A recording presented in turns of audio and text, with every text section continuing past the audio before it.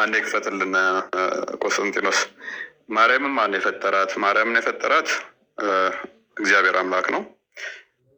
ያ በመለኮትነት ነበረ። አስቀድሜ ብዬሻለሁ። ቃል ራሱን የፈጠራት ቃል በመጀመሪያ ነበረ። ያ በመጀመሪያ የነበረው ዮሐንስ ወንጌል ምዕራፍ 1 ላይ እንደሚናገረው መጀመሪያ ቃል ነበር፣ ቃልም በእግዚአብሔር ዘንድ ነበር፣ ቃልም እግዚአብሔር ነበር ይላል። ቃል ምንድን ነው? ዛሬ አሁን የምንነጋገረው አንቺ ጋም ስለ ቃል ነው። ቃል የአምላክ ቃል ምንድን ነው እሱ የሚለውን እናንተ ጋም እንነጋገረዋለን። ፍጡር ነው፣ ፈጣሪ ነው። ቃሉ ይለወጣል አይለወጥም በሚል ቃል ነው አክቹዋሊ ያዝኩት።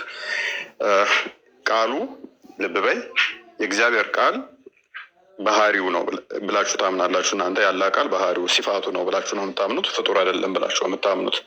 እኛ ደግሞ ቃሉን ልብ በይ ቃሉን ምን ብለን እናምናለን? አካላዊ ነው ብለን እናምናለን። ያ አካላዊ ቃል ደግሞ ሁሉን የፈጠረ ሁሉን ያስገኘ እንደኔና እንዳንቺ ንግግር ያልሆነ ሁሉን ካለመኖር ወደ መኖር ያመጣ ማርያምንም ጨምሮ ኢየሱስ የያዘው ያ ስጋውንም ጨምሮ በቃሉ የሆነ ነው። ይህንም ማስረጃ ያለው ፎይ ካልሽኝ፣ አዎ በመጀመሪያ ቃል ነበር ይላል አለ እህታችን። በመጀመሪያ ቃል ነበር፣ ቃልም በእግዚአብሔር ዘንድ ነበር። ቃል ራሱ ምን ነበር? እግዚአብሔር ነበረ። ከዛ ይህ በመጀመሪያ በእግዚአብሔር ዘንድ ነበረ። ይህ በመጀመሪያ በእግዚአብሔር ዘንድ የነበረው ቁጥር 3 ላይ ምን ይላል? ሁሉ በእርሱ ሆነ። በማ በእርሱ የተባለው ማን ነው? ቃል። ሁሉ በማን ሆነ ይላል እህታችን ሳሪቲ። አቤት።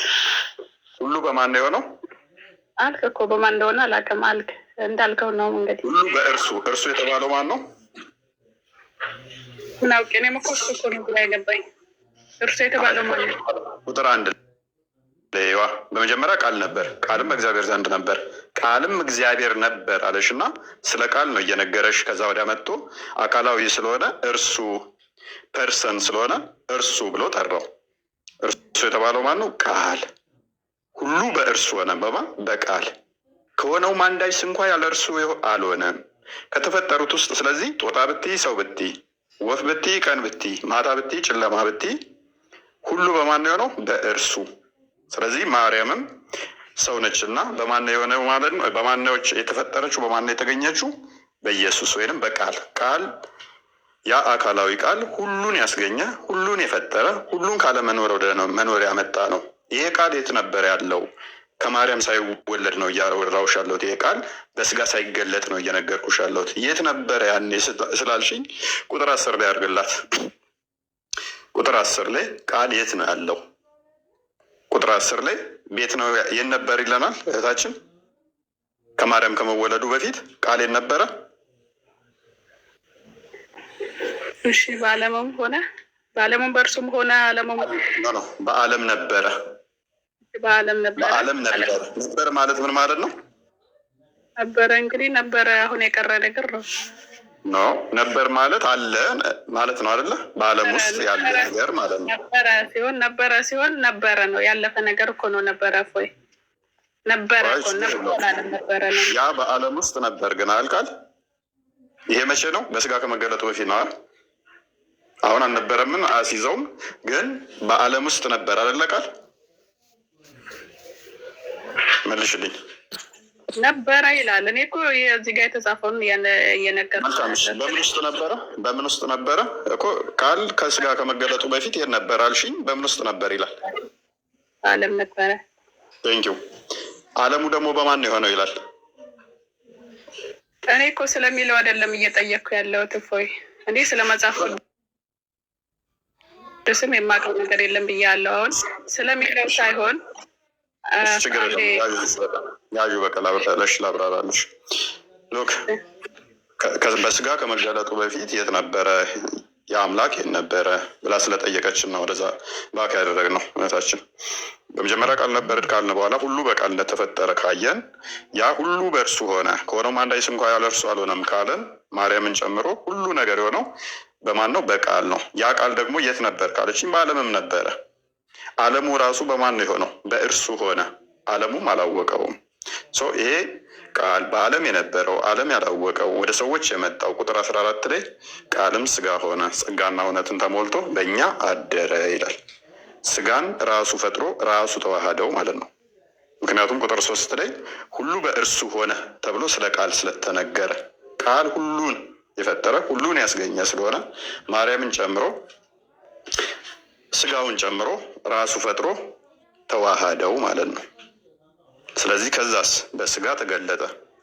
አስቀድሞ በእግዚአብሔር መልክ ብቻ የሚኖረው ፊልጵስዩስ ምዕራፍ 2 ላይ ቁጥር 6 እንደሚናገረው አስቀድሞ በእግዚአብሔር መልክ ብቻ ሲኖር የነበረው ከዘመናት በኋላ ያ የፈጠረውን ስጋ ከማርያም ከስጋዋ ስጋ ከደሟ ደም ነስቶ ምን ሆነ? በዛ ተዋህዶ ተገለጠ።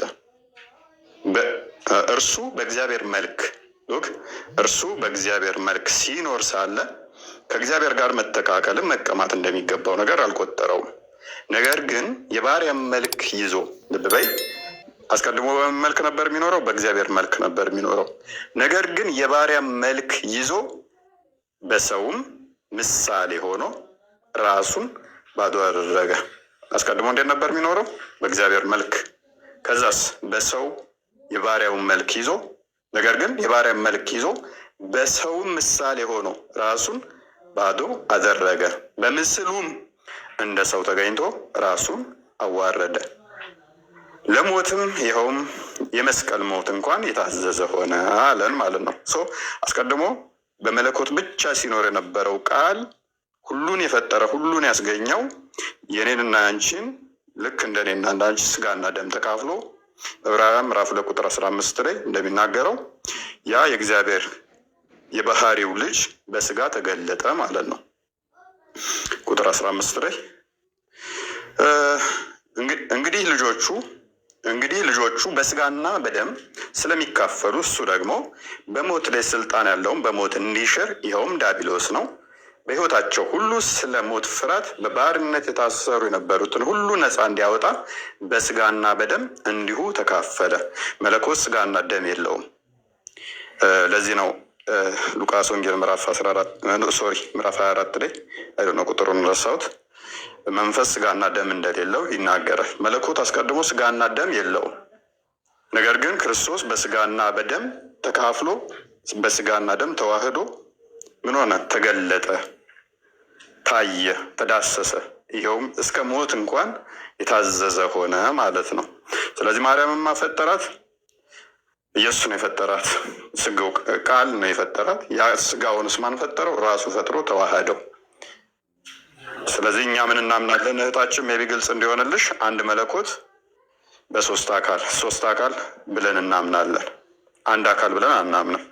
ሶስት አካል ብለን ስለምናምን አንድ አካል ብለን ስለማናምን እዛ ጋር ግልጽ ካልሆነልሽ ሜቢ እሺ። አሁን እና እኔ ምንም ግልጽ የሚሆንልኝ ነገር አይደለም፣ ሊሆንልኝም የሚችል አይመስለኝም። በቃ እኔ ምንም አንተ አጭር ጥያቄ ነው የጠየኩት። ምንድን ነው ሳሁን እኔ ያልኩ አመጣጡን ሳይሆን ማን ነው ያ ፈጣሪ? ማን ነው ስሙ? ማን ነው? ስልጣኑን ስለሌላ ለምን ማካፈል ፈለገ? ለምን? ወይስ ትራንስፈር ማድረግ ፈለገ? ለኢየሱስ ለምን መስጠት ፈለገ? ማን ነው?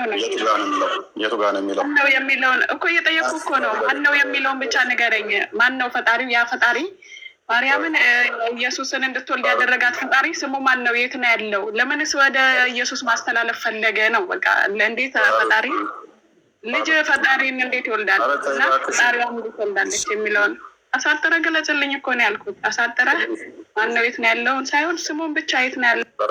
ተረጋጊ እንዴ! ማውራት ብቻ ሳይሆን ማዳመጥ ነው እንጂ። እኔ ያልኩሽ ስህተቱን ንገሪኝስ፣ ያልገባሽን የአንቺ ባይምሮሽ ውስጥ ያሹን ዲሌማ ሳይሆን እኔ የተናገርኩት ያልገባሽን። እኔም እኮ አሁን ያልገባኝን እኮ ነው። ምንም አልገባኝም። አሁን መልስ እኔ ምን ነበር የነገርኩሽ? እንዴት እናት ፈጣሪዋን ትወልዳለች? የት ነው ያለው? ማን ነው ስሙ? ማን ነው ያ ፈጣሪ? ማን ነው? የሚዳሰስ ነው? ፕሊስ አዳምጪ። የመጀመሪያ ጥያቄሽ ኢየሱስም ማን ፈጠረው? ልጁም ማን ፈጠረው? ማርያምም ማን ፈጠራት? አምላክስ በስጋ ከመገለጡ በፊት የት ነበር የሚል ጥያቄ ነው የጠየቅሽው። ስለ ቃሉ ምን ብዬ አልኩሽ? በዓለም የነበረ ሁሉን የፈጠረ ስለያዘው ስጋ ከሆነ ደግሞ ራሱ ፈጥሮ ተዋሃደው። ማርያምን ከሆነ ደግሞ ኢየሱስ ቃል አስቀድሞ ስለነበረ ሁሉን የፈጠረ ነው ብዬ ነገርኩሻ።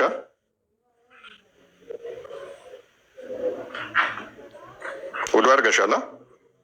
የመጀመሪያ ጥያቄዎች ይህ ስለነበሩ ያው በደንብ ነው እንጂ ብናደርገው ታዲያ የመጀመሪያዎቹ ጥያቄዎች ይሄ ስለነበሩ ለምን ቆጣቆጣልሽ? እንዴት ይወልዳል እንዴት ምናምን ነገር እኮይ አንተ እኮ ነው ልታስወራኝ አልቻልክም እንጂ እኔ አልተቆጣሁም። እኔ በጨዋነት ነው የጠየኩትኝ።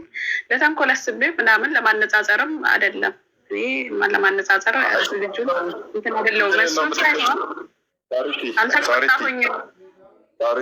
ተቆጪ፣ ችግር የለውም። ከተቆጣሽ ደግሞ ሞር ደስ እያለኝ እኔ ደግሞ ይህንን በቁራንሽም አብሬው ፓራላዚ እንሄድበታለን ማለት ነው። እንደማያዋጣት አልቆጣም። ለምን እንደማልቆጣ ታውቃለህ? እኔ አልቆጣም። ለምንድን ነው የምቆጣው? እኔ አሁን ጥያቄ ነው እኮ ጥያቄ ነው የጠየኩ ማወቅ ስለፈለግኩኝ እና እስካሁን ግራ የሚያዝም ገባኝ ነገር ስለነበረ ነው እንጂ ጥያቄሽን እኮ ልሽታችን ፕሊስ አዳምጭ በቃ። አንደኛ ደረጃ ፓወር ትራንስፈር አደረ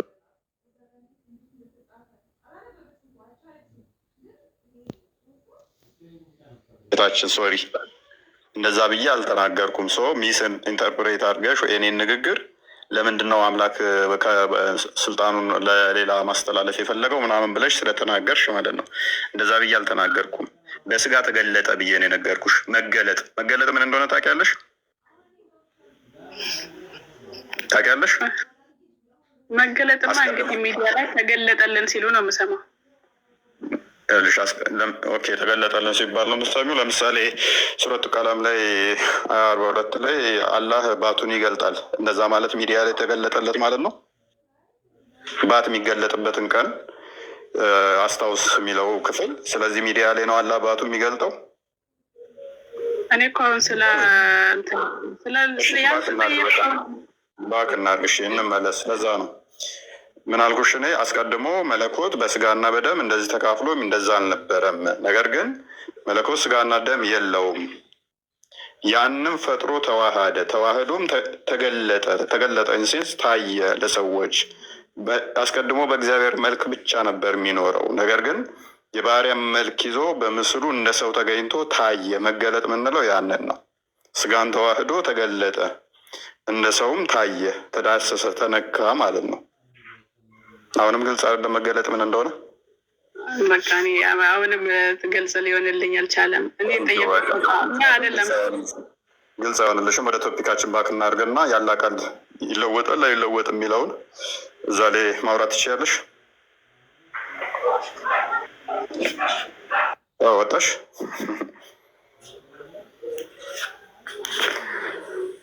አማርኛ ግልጽ ይመስለኛል። የጠየቀችው እንደዛ ነው። ጥያቄዋን አላገኘሁትም። እንትን ማለት ነበረ ወይ ማስደገም ነበረብህ። ያልኩትን ቃል ድገሚልኝ ማለት ነበር የነበረብህ። ማለት የሆነ አንዳንድ ጊዜ ጭንቅላታቸውን ደፍነውት ስለሆነ የሚመጡት በዛ ሰዓት ላይ እንትን እንደዚህ ድጋሚ ከምትመልስላት ሁለተኛ ጊዜ ይልቅ እንትን ብታስደግማት ጥሩ ነበረ። ያልኩትን እስቲ እዛው በፓራፍሬዝ አድርጊልኝ ብለህ ብጠይቃት ጥሩ ነበረ። ለምን ስለማትነግረን ድጋሚ ጥያቄውን ስለምትሆነ የምታወራው ማለት ነው እኮ። ችግር እኮ ነው። የመጀመሪያ የጠየቀችውን እኮ እንትን ስላት ጥያቄዋን ሌላ ሽፍት አምላክ ይወልዳል እንደገና ደግሞ እንዴት ተወለደ ነው ወደሚል እንደገና ደግሞ ስልጣን ትራንስፈር ለማድረግ ምናምን አክቹዋሊ እንትን ለመያዝ ነው። ችግር የለውም። ኤኒዌይስ ወደ ቶፒካችን እንመለስ እና ሙስሊሞች ደጋግመው የሚያነሷቸውን መጽሐፍ ተበርዟል የሚል አርጉመንቶችን በተመለከተ ከዛው ጋር በተያያዘ የአላህ ቃል ይለወጣል የሚለውን እንመልከተው ማለት ነው። የአላህ ቃል ይለወጣልን? ሱራ 6:34 አንዴ ክፈትልን።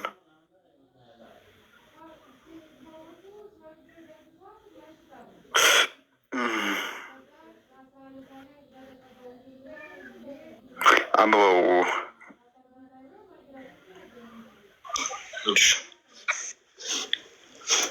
ከበፊትም መልእክተኞች በእርግጥ ተስተባበሉ፣ በተስተባበሉትም ነገርን በተሰቃዩት ላይ እርዳታችን እስከመጣላቸው ድረስ ታገሱ። የአላህንም ንግግሮች ለዋጭ የለውም። ከመልእክተኞችም ወሬ የምትረጋጋበት በእርግጥ መጣለህ። ኦኬ የአላህ ንግግሮች ምን የለውም? ለዋጭ የለውም። ነሲቡ ይሰማል? ነሲቡ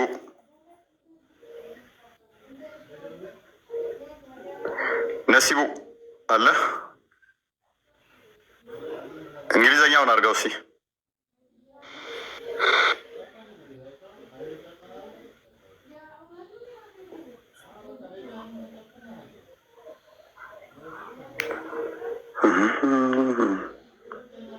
ነሲቡ ሚዩት ነህ እያወራ ከሆነ።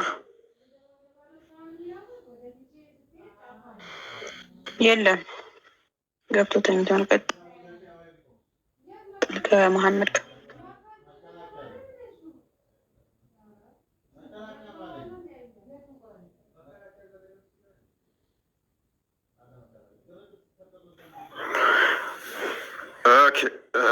የለም። እሺ ያላ ቃላቶች ንግግሮች ምን የላቸውም ይለናል? ለውጥ የላቸውም። አማርኛውን አድርገው፣ በቃ አማርኛውን አድርገው። ሰላ እፎይ እንዴት ናቸው? አቤት አቤት፣ ሰላም ነው። ሰላም ነው። እንዴት ነህ? አለን። መልካም። ያላ ንግግሮች ቃላቶቹ ለውጥ አላቸው ይለወጣሉ ወይንስ አይለወጡም የሚል ቶፒክ ይዘን ነበር።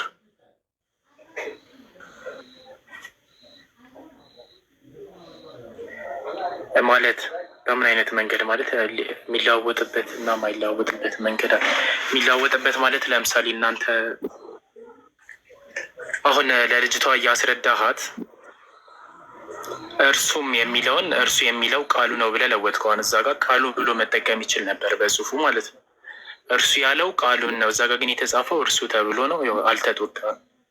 ልክ እንደሱ የሚገቡ ምናምን ማለት እርሱ እኔ ኡስታዝ አይደለሁም። አንዳንድ ነገር ልጠይቅ ነው የገባኝ። አልገባኝም ያልከው ለምሳሌ ሳላ መጣ ሳላ ሄደ ካልኩ በኋላ እርሱ ቀይ ነው ብል እርሱ የሚለው አንተን ነው የሚወክለው ከኋላ ስም ስላለ እኮ የመጀመሪያ እያነበብክ ለምሳሌ ሳላ እንደዚህ ሆነ ብለህ ስለ እኔ እያወራ መጠ እሱ እኔን ስም መጥቀስ ይችል ነበር። እዛ ጋ አሁን አስገብታለህ ብሎ የሚታሰበው ራስ ነው። አሁን በራሳችን እሱን ለመግለጽ ነው ብሎ ሪደንደንሲ ድግግሞች ለምን አስፈለገ? እርሱ የሚለው እርሱ ጥቅሙ ምንድን ነው? የእርሱ ጥቅም ምንድን ነው? እሷ እርሱ። ስለዚህ ማንን ነው ያመላክተው? ከኋላ ያለን ስም ነው የሚያመላክተው አይደል?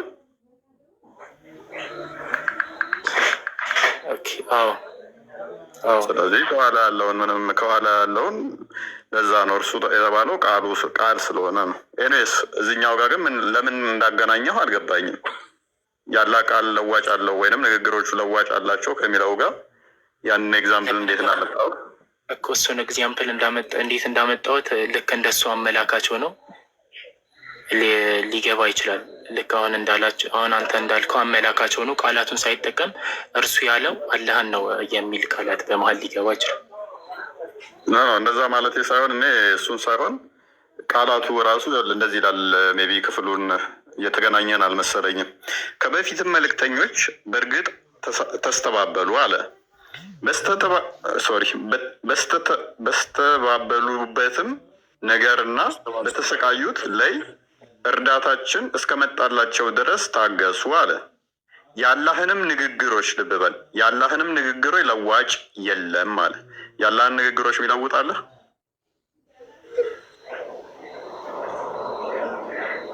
የለም። ያው የለም ብሎ እየነገረን አይደል? እዚህ ጋር የለም እሱ።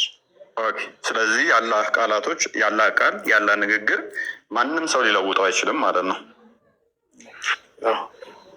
የአላህ ቃል የሚባሉት ምንድን ናቸው? የአላህ ቃል ቁርአንና ቁርአን እንዳለ ሙሉ ቁርአን የአላህ ቃል ነው። ዘቡርና ተውራት ኢንጂል የአላህ ቃል ናቸው አይደሉም? ሀዲስ እነሱ ግለሰብ የከተበ የሱ የአላህ ቃል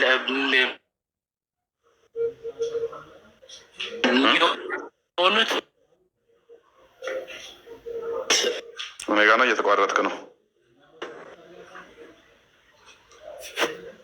እኔ ጋ ነው ተቋርጧል። እሱ ጋር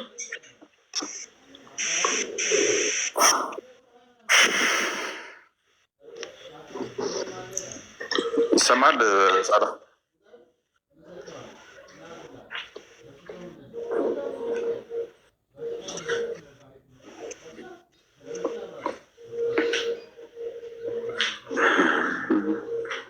ሳላ ይሰማል? ቁርአንና ቁርአን ብቻ ነው ያለ ቃል ነው ብለን የምናምነው። ቁርአን እነሱ የወጡት አሁን ተውራት። ኦኬ ስልክ ገብቶብህ ነው ያለው ስልክ ተቋርጬ ነበር፣ ተመልሻለሁ። መልካም ያላ ቃል ትሰማለህ? ያላ ቃል ተውራትና ኤንጅል ዘቡር ያላ ቃል ናቸው አይደሉም? ትሰማለህ? አልሰማም ትሰማለህ? አሁን ዘቡርና ኤንጅል ያላ ቃል ናቸው አይደሉም?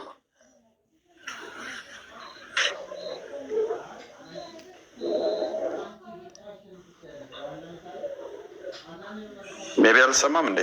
እኔ እሰማለሁ። አይ ቲንክ አሚር ደወለ እንዴ? ቁርአን ስታጠና ምናምን እኔ ለማንተ ማለት የበላይ ከአሚር ምንም አይነት ኮንታክት የለኝም። ረበሸና ድምፅ ተደወለ በኋላ እንትን እያለ ነው እኮ አሚርን ለምን አስፈለገ? እዚህ ለአሚር ደወለ እንዳለ እናንተ ጋር የሚገቡት ሙስሊሞች በአሚር ታሊኮነት ነው የሚመስላችሁ? አያጋጥማል። እንደዛ ስላየው ነው የነገሩኝም አሉ። አሚር ደወለ እየተወያየን ባለንበት ላይ አሚር ደውሏል ምናምን ብለው ያቆሙም ስላሉ ኖ እኔ ማለቀውን አላውቅም ነው ብዬ የምመልሰው። እኔ አሚርን ደውዬ መጠየቅ ነው አያስፈልግም። እኔ ማለቀውን አላውቀውም ስለማላውቀውም ነው ብዬ የምመልሰው። አብሽር መልካም። እኔ የጠየቅኩ ሜቢ አግኝተኝ ከሆነ ዘቡር ኤንጅል እና ተውራት ያላህ ቃል አይደሉም ወይ የሚል ነው። ማለት ቁርአን ብቻ ስላልክ እነሱስ?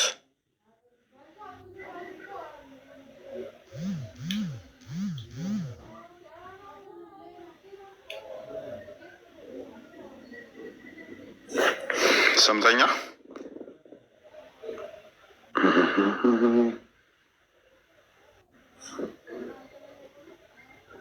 አይቲንክ ኔትወርክ እየሰራለት አልመሰለኝም። ወይንም ኦኬ ሚዩት ነው እያወራ ከሆነ እሺ ተመልሻለሁ። እየገባብኝ ነው ቅርታው። ኦኬ ጥያቄን ሰምተዋል? አልሰማሁትም።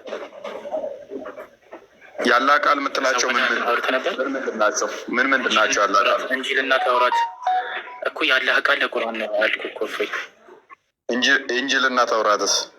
ቁርአን ነው ያለ ቃል። ቁርአንና ቁርአን ብቻ ነው። ስለዚህ አላህ የተናገረው ቁርአን ላይ ብቻ ነው እያልከኝ ነው? አስቀድሞ በእንጂልም በተውራትም አልተናገረም ማለት ነው። ስለዚህ እስልምና የጀመረው በሙሐመድ ጊዜ ነው ማለት ነው።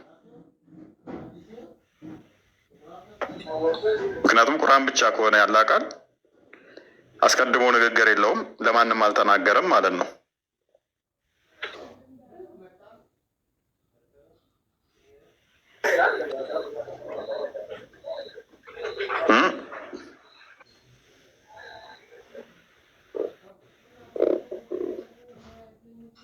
እንዴት ትረዳዋለህ?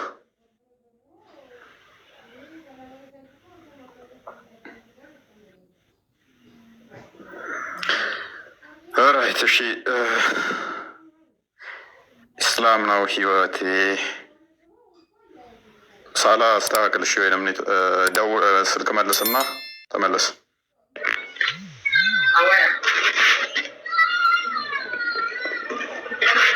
እስላም ነው ህይወቴ። ሰላም ነው። እንኳን ደህና መጣህ። እንኳን ደህና ቆየህ። ትንሽ ጫጫታ አለ ግን ትንሽ ማለት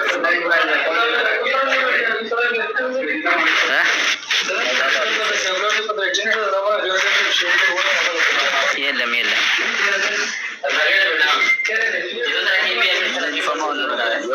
ጫጫታ አለ በእውነት። እኔ እንደማልዋሽ ዶሮ እንደማይሸና ታውቃለህ። ያዋን ስዘጋው ጸጥ አለ። አንተ ጩኸቱ እራሱ አንተ አትዋሽም። ኢና ሊላሂ እኔ ከዋቸው ናማ በቃ ምሳብ ቀርሰል ማለት ነው። አንተ እንደው በውሸት አይደል የተመሰረትከው ሲጀመር። አሁን እንደ ሀናን የሚለው የረሱል ሀናን የረሱል ኡመት የሚል አሁን በሰው ስም ለምን ትነግዳላችሁ? አሁን ይህ አንድ ውሸት ነው። ኢስላም አይዞህ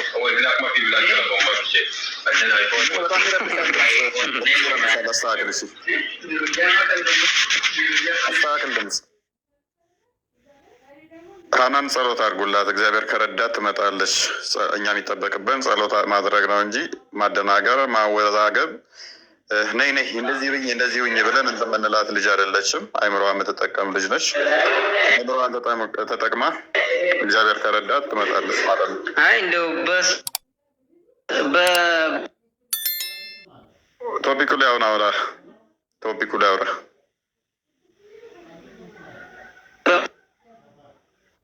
ሎክ ያላ ቃል ይለወጣል አይለወጥም?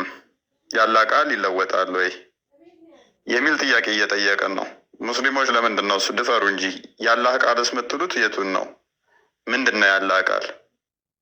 ቁርአን ብቻ ነው ካላችሁን ቴንኪው። ለዚህ ነው እስልምና ከመሐመድ በፊት የለም የምንላችሁ። አያስቀድሞም የበፊቶቹም ካላችሁ ደግሞ ሌላ አርጉመንት አለን። ስለዚህ ያላህ ቃል ምንድን ነው? ይሰማል? ኢስላም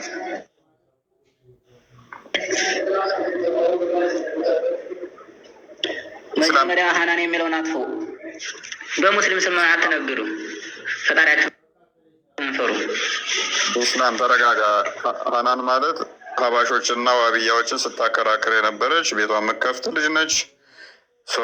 አሁን ወደ ቶፒክ ግባና ባለፈው ነይ ዛሬውኑ ሻዳ ተመለሽ ብላችሁ መልሳችኋል ነበር። የጥያቄ አላት፣ ትጠይቃለች፣ ትማራለች። ይሄ ነው እግዚአብሔር ከረዳት ከጨለማ ውስጥ ትወጣለች። ክርስቶስ ከረዳት አሁን ቶፒክ ነብዩ መሐመድን 24 ሰዓት እየተሳደብክ ከዛ ደግሞ መሐመድ ብላችሁ ትጽፋላችሁ። ስማችሁ ቁርአን ላይ አውራ። አንተ ጋር ምንም በቁርአን አወራለሁኝ በሙስሊም ስም እየነገዳችሁ መጀመሪያ ከዚህ ውጡ። ቁርአን ላይ አውራ። ቁርአን አንተ ወላሂ ላዚም አንድ አታውቅም። አንድ ፊደል ብጠይቀው አመለስም። ዝም ብለህ ማይከዝ በቃ ምንም የመጫወቻዋ ጊዜ የለንም። የመጫወቻ ወንድማችን ያፍርበታል። ሙስሊሞች ክርስቲያኖችን ተጫወቅባቸው፣ ካፊሮችን ተጫወቅባቸው። ቁረድ ከስር ያላችሁ ውድ እህት ሙስሊሞች፣ ወንድሞች ሙስሊሞች፣ ክቡራንና ክቡራት የተከበራችሁ ሙስሊሞች መልስ የላቸውም።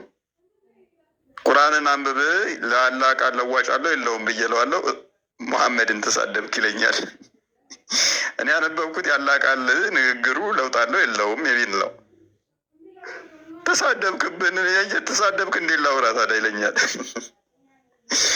እህቶቼ እስልምና ውሸት ነው፣ ውጡ፣ ንቁ። ምንድን ነው እሱ? በጋለ ብረት አንተኩሳችሁ ነገር ከነዚህ ከመደንዘዝ ውስጥ ውጡ።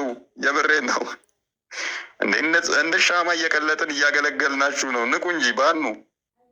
እስልምና ውሸት ነው። ነፍሴን አስይዤ እነግራችኋለሁ። እስልምና ውሸት ነው። መልስ የሌለው ሃይማኖት ቢኖር እስልምና ነው። የተጠየቃችሁትን መልሱ። ስለምን ስድብ ነው የምታወሩት?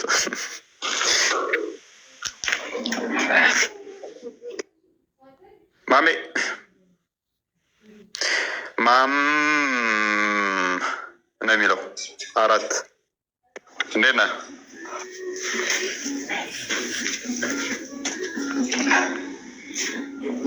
መሐመድ ወይንስ ማሜ? ማምዬ ልጥራ? ገብተሃል? ኧረ ተው መሐመድ 433 መሐመድ 433 ኧረ ገብተሃል ወንድማችን፣ ተነስ ምናምን ትላለህ እንዴ? ገብተሃል እኮ ቤቴ ውስጥ።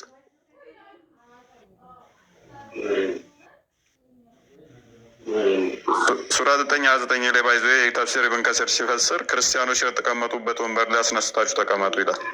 ክርስቲያን ነው እንደ አብሮህ ያለው ትስቃለህ? ይሰማል? እኔ ነኝ እንዴ? አይ አንተን አይደለም። እሺ ከላይ ያለውና ደነገጥክ እንዴ? አንተ መስሎ እኮ አዎ፣ መሀመድ ስትለኝ ሁለት ስም ተመሳሳይ ስም። በቃ የላኛውን ነው ይስቃ። እሺ ላውርደው። በቃ አንተማ ተማሜ ተረት ወጣ የለ እንዴ? በጣም በጣም እሱማ ተማሜ ተረት የወጣን አንጠይቅም ዛሬ ትላለህ። የማሜ ተረት ስላሉ አብሽር አብሽር። አጎቴ በሽር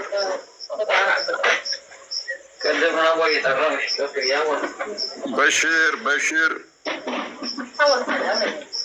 አጎቴ በሽር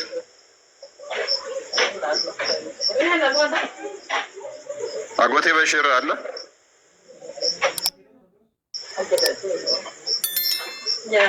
እስልምና ውሸት ነው። እስልምና ሐሰት ነው። እስልምና ሃይማኖት መልስ የሌለው ሃይማኖት ቢኖር እስልምና ነው። 100% ነግራችኋለሁ አስረግጬ። እስልምና መልስ የሌለው ሃይማኖት ነው። የማያውቁትን በማጭበርበር የተመሰረተ አሁንም ደግሞ ሰዎችን በማታለል እና በማደናገር የቆመ ሃይማኖት ነው። ኑ ቻሌንጅ አድርጉኝ እስቲ፣ በሬ ክፍት ነው። ኑ እስቲ እፎ የዋሸበትን መረጃ አንጡ እስቲ፣ ቻሌንጅ አድርጉኝ። ኑ እስቲ ሞግቱኝ። ኑ እስቲ መረጃ እናውጣና እናውራ። ቻሌንጅ አድርጉኝ።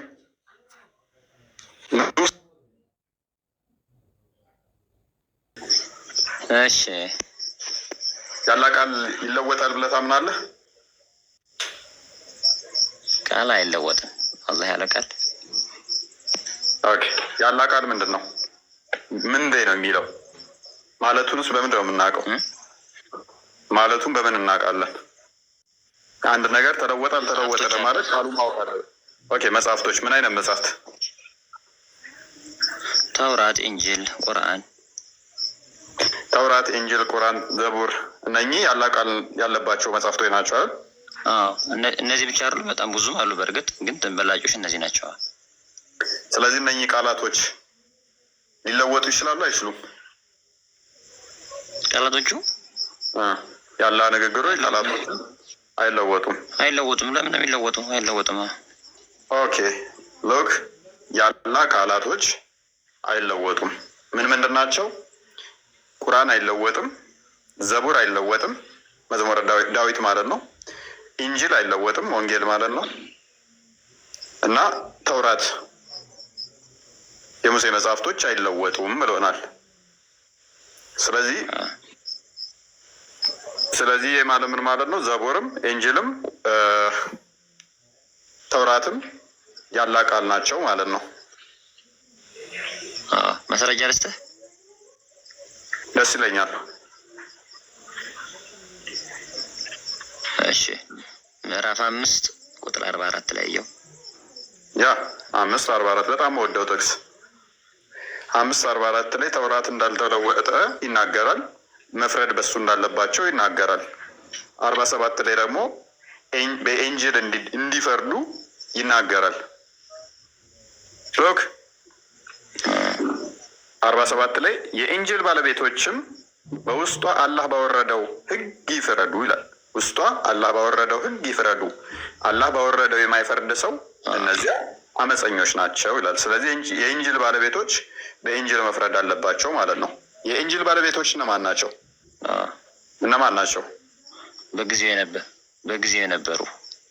በጊዜው የነበሩ ማለት አሁን ለአምነት ኢንጂል የወረደው በአንድ ነቢይ ከሆነ በዛ ነቢይ ያሉ ሰዎች ይለያያሉ። ተውራትም እንደዛ፣ ቁርአንም እንደዛ፣ ሌላ ሁሉ በየቦታው ይለያያሉ እንደ ህዝቡ። ከዛ በኋላ ኢንጂል ምን ሆነ? እሱ እንዳለ ሆነ። በቃ ፈረዱ ሲቀየሩ ፈረዱ ነው የሚለው ይፍረዱ ነው የሚለው ግን ቴንሱ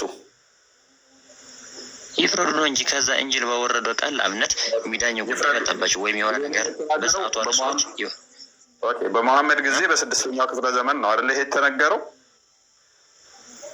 ያው እሰቁ ስለ ተውራት አምጥቶ ቆም ነገርና ያለ ቴንክ ዩ። ስለዚህ ቀጣይም እንዲፈርዱ ነው አይደል ትእዛዝ የሰጣቸው? ቀጣይ አይደለም ባለቤቶች ብቻ በሰዓቱ የነበሩት ፈረዱ ነው የሚለው ይፍረዱ ነው የሚለው? ይፍረዱ ነው እንጂ። ይፍረዱ ማለት ቀጣይ ነው ወይንስ ያለፈ ነው? በሰዓቱ ለነበሩት ነው የሚሆነው እንጂ በሰዓቱ ለነበረው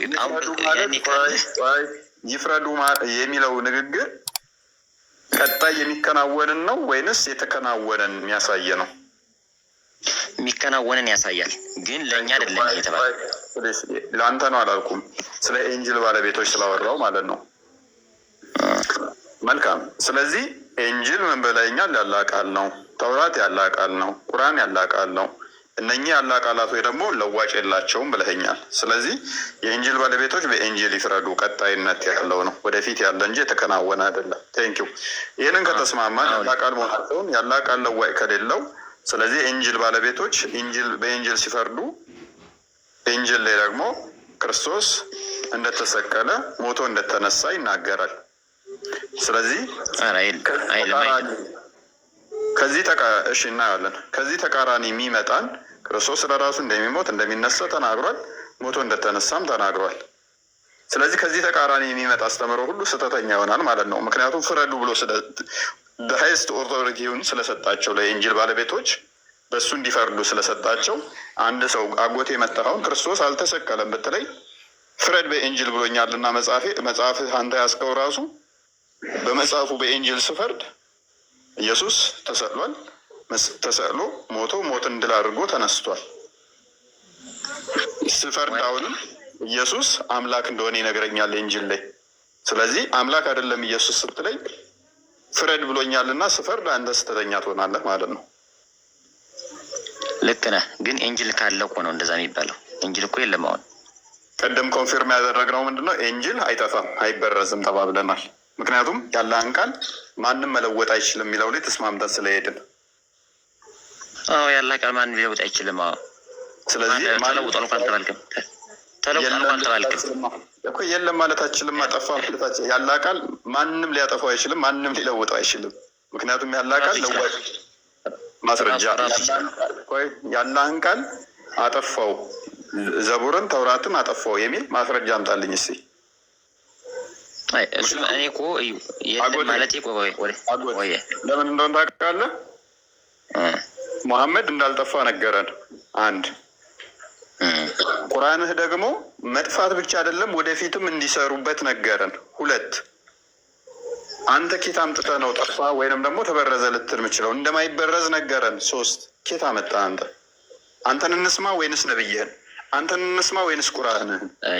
እሺ እየው ጠፋ ላልኩት ስህተት ነው። በእርግጥ ጠፋ ለማለት የፈለኩት እኔ ልክ እንደ ቁርአን አሁን እኛ እንደምንገዛው በብዛት የለምና ተውራት የትኛው እንደሆነ ማወቅ አልቻልንም፣ አላገኘነው ለማለት ፈልጌ ነው እንጂ ከምድረ ገጽ ጨርሶ የለም እያልኩ አይደለም።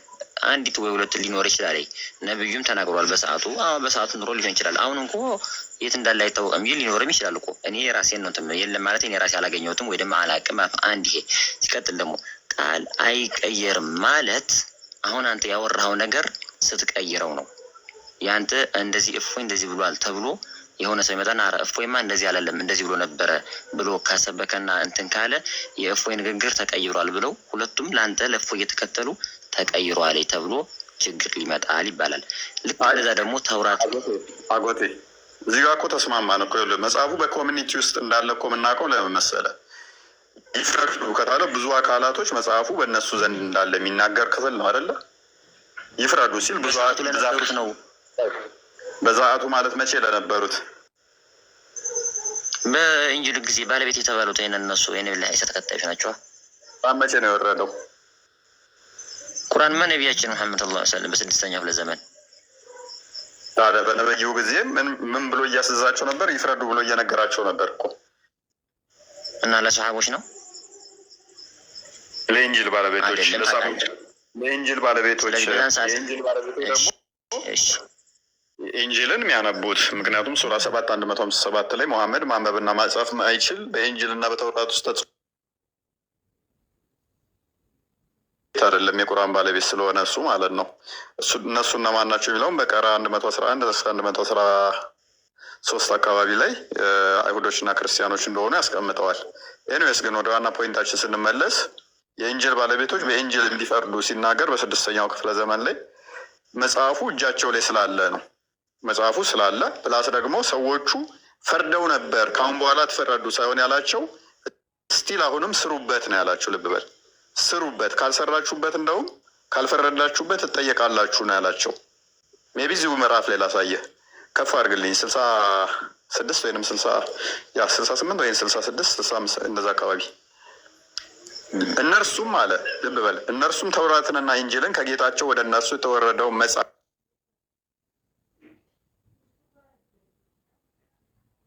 ህዝቦች አለሉ። ከእነሱ ውስጥ ብዙዎች የሚሰሩት ነገር ከፍ አለኝ። መጥፎ የሚሰሩ አሉ፣ ትክክል የሚሰሩ አሉ። በመጽሐፉ ግን ምን በሉበት ይላል? በሰሩበት ይላል። በመጽሐፉ ምን እንዲሰሩ ያዛቸዋል ማለት ነው። ቁጥር 68 አድርገው እስኪ እንዲሰሩበት እየነገራቸው ነው ማለት ነው። ስለዚህ መጽሐፉ በጊዜው በሰዎቹ ዘንድ ላይ ነበር ማለት ነው። መጽሐፉ ነበር ያልነበረም በ68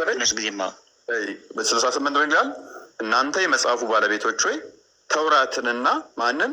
ኢንጅልን ከጌታችሁም ከማን የተወረደ እንደሆነ ልብ በል ከጌታችሁም ወደ እናንተ የተወረደውን እስከምታቆሙ እስከምትሰሩባቸው ድረስ በምንም ላይ አይደላችሁም በላቸው። ስለዚህ ምን በሉበት እያላቸው ነው መሐመድ። ስሩበት በመጽሐፋችሁ፣ ካልሰራችሁበት ግን ትጠየቃላችሁ እያላቸው ነው።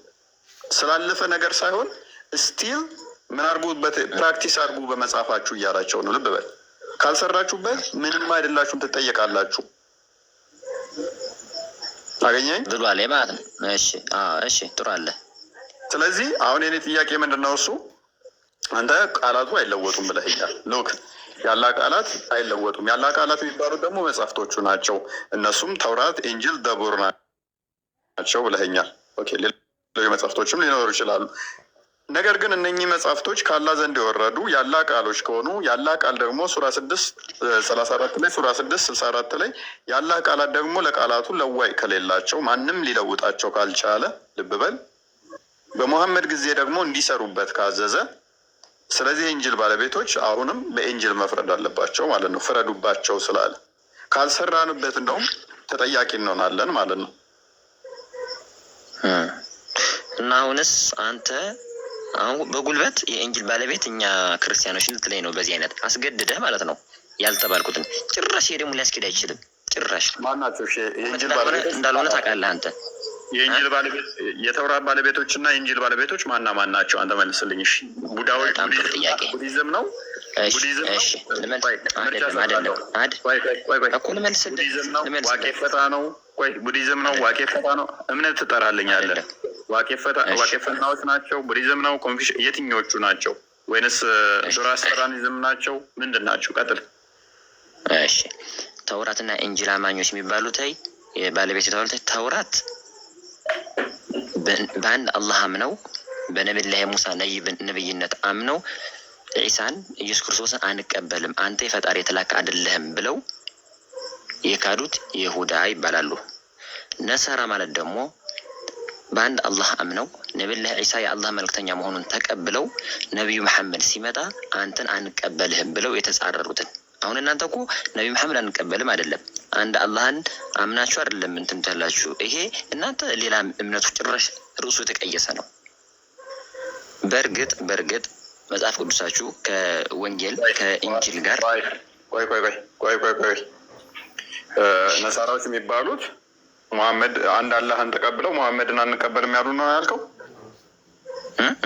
ነሳራ የሚባሉት ምንድን ናቸው ነው ያልከው? ነሳራ የሚባሉት በአንድ አላህ አምነው ነቢዩላህ ዒሳ ነብይነት ተቀብለው አልኩ። ነቢዩላህ ዒሳ ነብይ መሆኑን ተቀብለው ለነቢዩ መሐመድ ነብይ አይደለህም ያሉት እነዚህ ነሳራ ይባላሉ። የኢንጂል ባለቤት እነዚህ ናቸው። ነብዩ ኢሳ ማለት ኢየሱስን ማለት ፈልገህ ነው? አዎ አምላክ ብለው ነው የተቀበሉት ወይንስ ነብይ ብለው ነው የተቀበሉት? እንደናንተ ነብይ ብለው ቴንኪው። ቁርአን ተሳስቷል ማለት ነው። አመሰግናለሁ። ሱራ 9:31 ክፈትልኝ። ቁርአን ተሳስቷል ማለት ነው። ነብይ ብለው ነው እንጂ የተቀበሉት አምላክ አይደለም ብሎናል። ሱራ 9 ከእነርሱ በቀር እሺ 30 አድርግልኝ። አንዴ 30 አድርግልኝ። አይሁድ ኡዘይር የአላህ ልጅ ነው አለች። ክርስቲያኖች አልመሲህ የአላህ ልጅ ነው አሉ። ይህ በአፎቻቸው የሚናገሩ ቃላቸው ነው። እነዚያ ከእነሱ በፊት የካዱትን ሰዎች ቃል ያመሳስላሉ። አላህ ያጥፋቸው። እንዴት ከእውነት ይመለሳሉ? ኢሳን ማን ብለዋል ነው የሚለው? የአላህ ልጅ ነው ብለው አምላክ አድርገው ዘውተዋል ነው የሚለው። ከእርሱ በቀር ሌላ አምላክ የሌለውን ሉክ ከእርሱ በቀር ሌላ አምላክ የሌለውን አንድን አምላክ ሊገዙ እንጂ ያልታዘዙ ሲሆን ሊቃውንቶቻቸውን መነኮሳቶቻቸውን የመርየምን ልጅ አልመሲንም ካላ ሌላ አማልክት አድርገው ያዙ፣ ከሚያጋሩት ሁሉ የጠራ ነው ይላል። ኢቭን ምን አድርጎ ነው የሚለው? መነኮሳቶችንም ጨምረው ስህተት ቢሆንም ምን አማልክት አድርገው ያዙ ነው እንጂ ነብይ አድርገው ያዙ። ከዛ መሐመድን ስለካዱ ነው አይደለም የሚልህ ቁርአን። ስለዚህ ቁርአን ተሳስቶ ነው። አንተ ነህ ትክክል። አልተሳሳተም። ቁርአን ተሳስቶ ነው ማለት ነው። ቆይ አልተሳሳተም። ግጥም አድርገህ ታውቃለህ። ሁለቱ እንደማይገናኝ እዚህ ላይ ስለ እናንተ ነው የሚወራለህ። ነቢዩላህ ዒሳን የፈጣሪ ልጅ ነው ብሎ የተቀበሉት እነማን ናቸው? ለነሳራዎች ሳይሆን ፈጣሪ ነው ላሉት።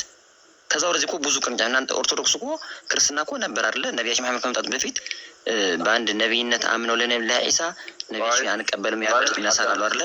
አምላክ ያሉም ነበሩ።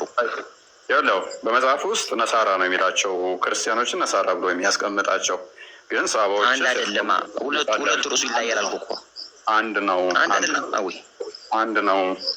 ምክንያቱም ይህንኛውንም ክፍል ነሳራ ብሎ የሚያስቀምጠው እስኪያስ እሺ፣ አንድ ከሆነ ነሳራ ማለት ክርስቲያኖች ናቸው በመሰረት አንድ ፈጣሪ ብለው አጎቴ አንድ ሙፈሲር ልታመጣልኝ አልችልም።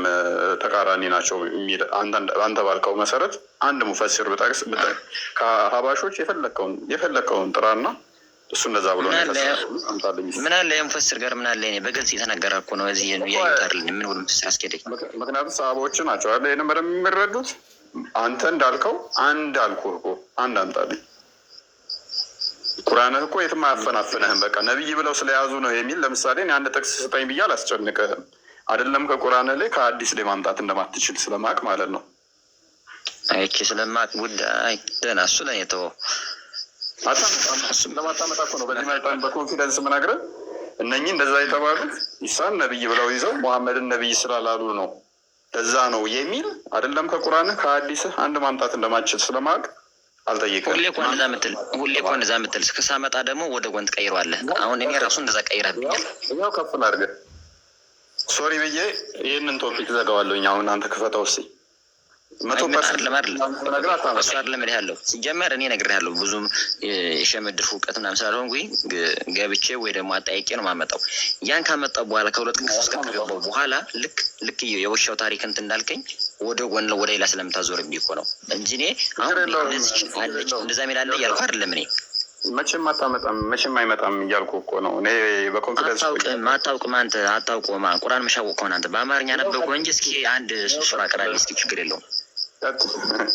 እኔ አረብኛ መሸምደድ ግዴታ አይጠበቅብኝም እኮ። ኮንሰፕቱን ሳትረዳ አረብኛ የሸመደዱ ብዙ በእኛ ግዴታ ነው።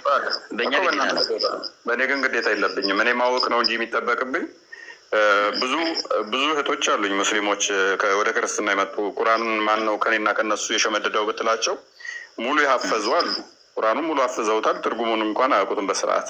ሜቢ አንተም አፍዘዋል። ይሄኔ ብጠይቅህ አላፈዝኩትም። ተው አላፈዝኩትም። እኔ ነገር እኮ ነው ብዙም አልተማርኩም እኮ ብዬ እኮ ያ ነው ችግሩ። መሸምደድ እና ማወቅ ልዩነት ስላለው ማለት ነው። እኔስ ብቻ ያለ ቃል አይለወጥም በሚለው ተስማምተናል። ያለ ቃል ደግሞ ዘቡርና ኢንጂል ተውራት ናቸው፣ እንዲሁም ቁርአንን ከቶ ብለህናል። በነቢዩ ጊዜ ደግሞ እነኚህ መጽሐፍቶች አሉ። በእነኚህ መጽሐፍቶችም ሰዎቹ እንዲፈርዱባቸው እንዲሰሩባቸው ታዘዋል። እነኚህ ሰዎች ደግሞ ቻሌንጅ ላድርግ። አሁንም ወረቃ ብናፈል ምን ነበረ? ወረቃ ብናፈል ምን ነበረ? ወረቃ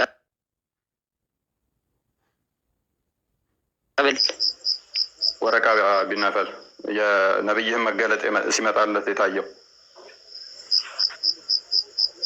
ነቢይ ትሆናለህ ያለው ነቢይ ትሆናለህ ያለው ኢራ ዋሻ ላይ ምናምን የተባለ ነው።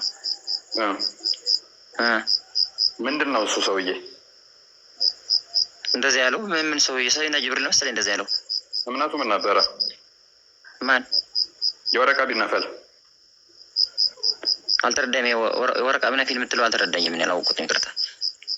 ሄራ ዋሻ ውስጥ ነብዩ ከተጨመቀ በኋላ የሮጠ መጥቶ ከዲጃ ጋር ሸፍኝኝ ካላት በኋላ ወደ ወረቃ ቢነፈል ጋር ነው የወሰደችው። ሆነ ሽማግሌ ያለ ያ ሰውዬ ይዞ ነቢይ ትሆናለህ ነቢይ ነህ ብለው ያደረጉት ማለት ነው። ከዲጃ ጋር ተማክረው እሱ ሰውዬ እምነቱ ምን ነበር ታውቃለህ? እንግዲህ ነቢያችን ነቢይ ከመሆናቸው በፊት ከሆነ ወይ ነሰራ ይሆናል ወይም ደግሞ እንደናንተ ፈጣሪ ነው የሚያምኑ ሊሆን ይችላል። ከሁለት አንዱ ክርስቲያን ብላችሁ እሱ ደግሞ መጽሐፍን የሚጽፍ ነበረ።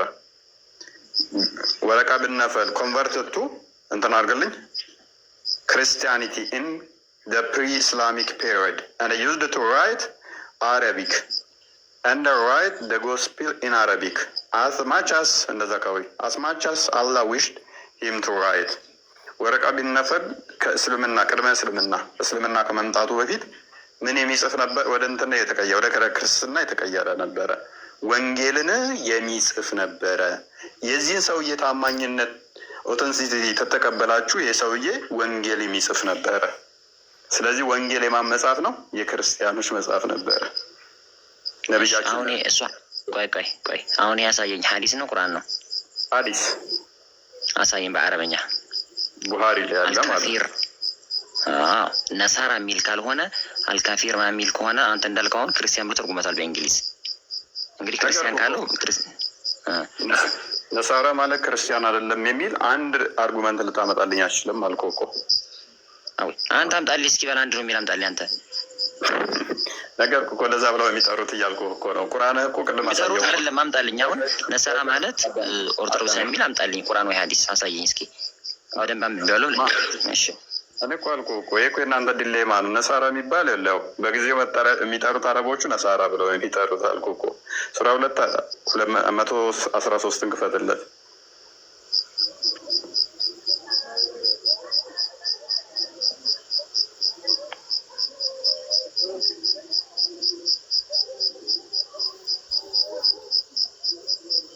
እነሱ መጽሐፉን የሚያነቡ ሲሆኑ አይሁዶች ክርስቲያኖች በምንም ላይ አይደሉም ይላሉ። ቆይ አጎታችን በጣም ምሁር ስለሆነ ዘሆል ተፍሲራቶቹን አስጥለዋለሁ፣ ዘሆል ሲራውን አስጥለዋለሁ፣ ዘሆል ሐዲሱን አስጥለዋለሁ፣ ቁርአኑንም ተርጓሚዎች አስጥለዋለሁ። ምክንያቱም አጎቴ ከነሱ በላይ ስለሚያውቅ ነሳራ ማለት ክርስቲያን አይደለም ብሎ ሊሞግተኝ ነው። አንድ ግን መረጃ ያመጣም እሱ አሁን ለዚህ አንተ ለማጣማት በላይ መጀመሪያ አንተ አማርኛ ተርጓሚዎች ማይም ናቸው። አንተ ናል አረብኛ ያቁም ሳዲቅ እና ሳኒ ልመልስልህ ታረፈተኛል ጎበስ። ልክ እንዳንተ የእስልምና ወዳጆች በጣም ብዙ ስላሉ ከአንድ ቋንቋ ወደ ቋንቋ እየገላበጡ እንደፈለጉት በጣም ብዙ ሰዎች እያጠማሙ ለዛ ነው ወደ 73 ወይ ደግሞ ብዙ ክፍፍልት የመጣው እኮ በዚህ በምትርጉም ችግር እኮ ነው። ልክ ብዙዎቹ ስላሉ ማለት ነው። ስለዚህ ከነሱ መሀል ማን እንደተረጎ አቆቴ የፈለከውን ትርጉም አምጣ። ይሄ ነሳራ የሚለውን ክርስቲያኖች አይደለም ካልከኝ ቻሌንጅ አድርገኛል እኮ። የፈለከውን ትርጉም የፈለከውን አምጣ። እንትና ሲራውን አዘጋጅልኝ ቆስጠንጢኖስ 103 አካባቢ 104-103 ላይ ሊተራሊ ወንጌል ማን እንደጻፈ ያስቀምጠዋል እዛ ላይ። አፍጥና ጎቴ አንድ ጥቅስ ብቻ አምጣልኝ፣ አንድ ብቻ። ጊዜ ያስፈልገኛል እኮ እንትን ለማለት ደግሞ ምን ልበልህ እኔ የአብዛኛው ተርጓሚ ዋሃቢ ናቸው። ምን ላድርግ እኔ? ቁርአንና ዋሃቢያዎች አይደሉም የተረጎሙት፣ አክቹዋሊ ሀባሾች ናቸው ወደ አማርኛ የተረጎሙት። አዎ ቁርአን ዋሃቢያ እኮ ገና ስልጣን መያዙ ነው። ሳዲቅ እና ሳኒ ዋሃቢያ ናቸው። አይ ዶንት ቲንክ ሶ። አላቃቸውም የተውተው ተነካካኝ ነው የማላቃቸውን እንትናቶል ብቻ እኔ ብዙ ላይ አሁን አፕሊኬሽኖች ላይ በቅንፍ እያደረጉ የሚከቱበት ለዛ ነው። በቅንፍ የእናንተን አረዳድ እያደረጋችሁ የምከቱት ሀባሾች ስለሆኑ ነው። ዋሃቢያዎቹ ቢሆን ቀጥታ ትርጉሙ ብቻ ያስቀምጡ ነበረ። እናንተዎቹ ግን እሱን አንተ አትፈርድ። እነሱ ቅንፍ የሚያደርጉበታለ። ዋሃቢያዎቹ ገና ስልጣን መያዛቸው አይደለ አርገው ሳውዲ አረብ ይዟት ኑሮ ለ200 ዓመት ሳውዲ ተዋል። እኔ ኢትዮጵያ ውስጥ ነው ያልኩህ። ስልጣኑ ላይ ገና እየመጡ ነው። አሁን ላይ ገና ፖዚሽን መያዛቸው ነው። እና አሁንም ታሳየኛለህ። ኢትዮጵያዊ ተርጓሚ የተረጎመውን አፕሊኬሽን ታሳየኛለህ። የኢትዮጵያውንም አሳየው እንትኑንም አሳየው ከፍ ላድርግህና እኔ እኮ ቀላል እኮ ነው ለአንተ አፍን ለማስያዝ በቀላሉ ጠበሪን አውጥቼ እዘጋባሃለሁኝ። ነገር ግን እስቲ አንድ አምጣ አንተ አልኩህ እኮ ጠበሪ ታላቁ ሙፈሲርን አምጥቼ እዘጋባሃለሁኝ። ሀባሽ እንደመሆነ ራሱ እኮ ሁለት ጠበረን ያለው ይለኛል። ከዛና አዛኛው ከአንተ አፍ የሰማኋት ጠበረኒ እና ጠበሪ ይለያያሉ። ጠበሪ ነው ያልኩህ። ማሙ ጠበሪ ነው ያልኩህ።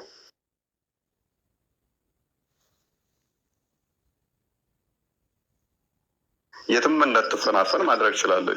ግን አንድ መረጃ ብጠይቅ አሁን አታመጣም። ካላመጣ ደግሞ እንዱ ጊዜን እየገደልክ ነው አጎቴ። እንግዲህ ለማስረዳት ሞክሬያለሁ ያቅሜን። እንግዲህ ከዚህ በላይ ካልተፈለገና ታርጌት ሌላ ከሆነ ምን ማድረግ ይቻላል? አሁንም ቻሌንጅ ላድርግ በሌላ ክርስቲያኖች የነቢዩ ኢሳን ነቢይ ብለው የሚቀበሉ ሙሐመድን የማይቀበሉ ነው የሚል ደግሞ አንድ መረጃ አምጣልኝ። አንድ ብቻ ምን ዳኢፍ ሐዲስም ቢሆን ዳኢፍ ቢሆንም ቁርአን ላይ ስለማታመጣ ዳኢፍ ሐዲስም ቢሆን ክርስቲያን የሚባሉት ባይዞ ልንገርህ፣ አንተ ባልከው ከሄድክ ክርስቲያን ብሎ የተቃወመ አንድ አታመጣልኝም። ምክንያቱም ክርስቲያን ብሎ ቃል በቃል አንድ ቦታ አልተጠቀሰም። ነሳራ ነው የሚለው። ክርስቲያን የሚል ጥቅስ በቃ እንደውም ልተወው፣ በቃ ይሄን መረጃም አልጠይቅህ። ክርስቲያን የሚል ቃል ብቻ አንድ ብቻ አምጣልኝ። አንድ ብቻ ቁርአን ውስጥ ወይንም ደግሞ ሐዲስ ላይ ፈቀድኩልህ። አሁንም ምን እንዴት አድርጎ ይገባል? የትኛው ከእስልምና ውጭ እምነት ሌላ ሆኖ የገባ ስም አለና ነው ክርስቲያን የሚኖር? ጁዳይዝን አልገባ በዛን ሰዓት እኮ ነበሩ ስንት እምነቶች አልገቡም እኮ። በቃ ጀውሾች ገብተዋል፣ ነሳራዎች ገብተዋል። ከእስልምና ውጭ እንዴት ይገባል ይለኛል። ነሳራ ብሎ የሚጠራቸው በተለምዶ ክርስቲያኖችን ስለነበረ ነው። በጊዜዎቹ ክርስቲያኖችን ነሳራ ብሎ የሚጠራቸው ማንን የሚያመልኩ? ኢየሱስን የሚያመልኩ ብሎ ያስቀምጣቸዋል። አይሁዶችን ደግሞ ማን ብሎ ያስቀምጣቸዋል? ጅውሾች ወይንም አይሁዶች ብሎ ያስቀምጣቸዋል ማለት ነው። ኤኒዌይስ ቆስጠንጢኖስ ከፍ በልና ትመለሳለህ። መረጃ ከመጣ ትቀጥላለህ አጎቴ። መረጃ ከሌለ ግን ምንድነው እሱ የሀባሾች ሙግት ይሆናል። ከዋቢያጎች ጋር እንዳለው ዝም ብሎ ጉንጭ አልፋ ይሆናል። እና እሱ ደግሞ ትንሽ አሰልቺ ነው። ብዙም አልፈልገውም አሁን ላይ መረጃ ካላመጣ ማለት ነው። አይመስልም አጎቴ?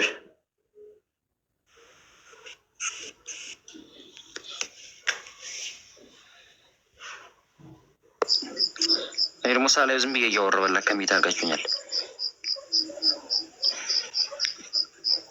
ማስረጃ ለማስመጣት ያስፈልገኛል ጊዜ ብያለሁ በግልጽ።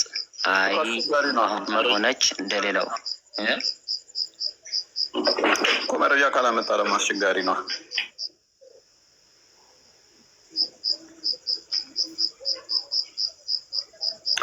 ዝቅ አድርገው ጎስፒል በማን የተጻፈው ይላል? ኒው ቴስቲሞኒ በጂሰስ ምናምንም ከሚለው ከላይ ተቆርጧል። ብዙም አይታይም። አንብበው ወይንም ቆስጠንጢኖስ የላኛው መስመር። አይ በዚህኛው ፔጅ ስላላመጣ ዮሐንስ ወንጌልን ባይዘው ይቀበላሉ ደስ በሚል ሁኔታ ትላላቸው። ዮሐንስ ወንጌል እነሱ ጋርም አለ። ጸሐፊውን ራሱ ያስቀምጠዋል። ዮሐንስ ነው የጻፈው ብሎ ያስቀምጠዋል። ኤኒዌይስ ብቻ ሌላ ሰው ብንቀበል ይሻላል አይሻልም አጎቴ? መረጃ ቼክ አድርግና ና። እሺ አስገቡ። ሌላ እስከዛ ችግር የለውም። እሺ እና ትቶ በቃ ተመለስ ቆስጠንጢኖስ። እሺ ተመለስና በቁርአን ውስጥ ምንድነው እሱ ዋና አርጉመንታችን ያላ ቃል ለዋጭ አለው የለውም የሚል ነው። ባይዜ ነሳራ ቢልም በዛኛውም መሄድ እንችላለን። ቃላቱ ለዋጭ የለውም እስካለ ድረስ ቃላቱ እስከማይለወጥ ድረስ መጽሐፎቹ ለዋጭ የላቸውም ማለት ነው። መጽሐፎቹ ስቲል ኤግዚስት ማድረግ አለባቸው ማለት ነው።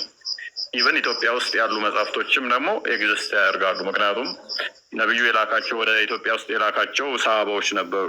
ወደ ኢትዮጵያ የላካቸው ውስጥ ደግሞ ወንጌልን ሲያነቡ እንደነበረ ያስቀምጠዋል ማለት ነው። ወንጌል ያነባሉ ብሎ ያስቀምጦታል። ወንጌል የሚያነቡ ከሆነ እነኛ አካላት ወንጌል እያነበቡ ከሆነ ምን ይፈጠራል ማለት ነው? አለ ማለት ነው። የት? ኢትዮጵያ ውስጥ ነበረ ያ መጽሐፉ ኢትዮጵያ ውስጥ ነበረ። ኢትዮጵያ ውስጥ መጽሐፉ ካለ ደግሞ ምን ይሆናል ማለት ነው? ስቲል በዛ መጽሐፍ መፍረድ